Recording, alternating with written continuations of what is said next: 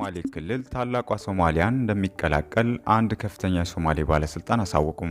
ባለስልጣኑ የ20ኛው ክፍለ ዘመን ጥፋታችንን በ21ኛው ክፍለ ዘመን እናርመዋለን ሲሉ ተናግሯል። የጎረቤት ሀገር ሶማሊያ ጠቅላይ ሚኒስትር በጅጅጋ ያደረጉትን ጉብኝትና ከሶማሌ ክልል ፕሬዝዳንት አቶ ሙስጠፋ መሐመድ ጋር ያደረጉትን ሚስጥራዊ ምክክርን ተከትሎ የጠቅላይ ሚኒስትር ሐምዛ አብዲ ከፍተኛ አማካሪ አህመድ መሐመድ ኡሊ የሶማሌ ክልል ታላቋ ሶማሊያ እንደሚቀላቀል በማህበራዊ ትስስር ገጽ ባወጡት ጽሑፍ ላይ አስፍረዋል። ከፍተኛ አማካሪው አህመድ መሐመድ ኡሊ በትዊተር ገጻቸው ላይ ጊዜያችን ደርሷል፣ የሶማሊያ ግዛቶች ሁሉ ይህንን ሰማያዊ ባንዲራ ያውለበልባሉ፣ የ20ኛው ክፍለ ዘመን ስህተቶች የሚስተካከሉበት በ21ኛው ክፍለ ዘመን ክስተቶች ናቸው በሚል በገጻቸው በግልጽ አስፍረዋል። የሶማሊያ ጠቅላይ ሚኒስትር ሐምዛ አብዲና የሶማሌ ክልል ፕሬዝዳንት ሙስጠፋ መሐመድ መካከል በነበረው ሚስጥራዊ ውይይት ኢትዮጵያ አሁን ባለችበት ሁኔታ እንደ ሀገር ሊያስቀጥላት አይችልም ሲል በውይይታቸው ከድምዳሜ ላይ መድረሳቸውን የኢትዮ 360 የውስጥ ምንጮች አረጋግጧል።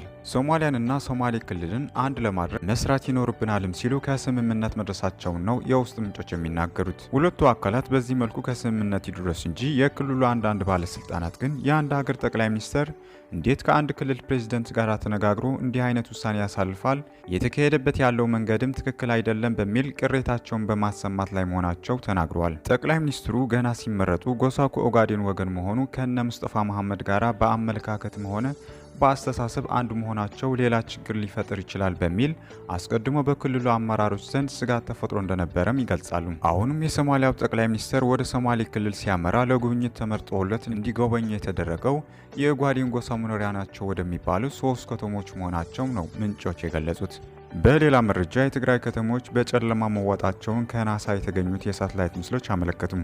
በሌሊት ከጠፈር የተነሱት አዳዲስ ምስሎች በሰሜን ኢትዮጵያ የተቀሰቀሰው ግጭት በትግራይ ክልል የሚኖረውን ሕዝብ ከዓለም አስከፊ የሚባለው የሰብአዊ ቀውስ ውስጥ እንዴት እንደከተተው በግልጽ ያሳያሉ ተብሏል። በትግራይ የመብራት አቅርቦት በመቋረጡ የክልሉ ከተሞች ከ20 ወራት በላይ በጨለማ ውስጥ ሆኖ ታይተዋል።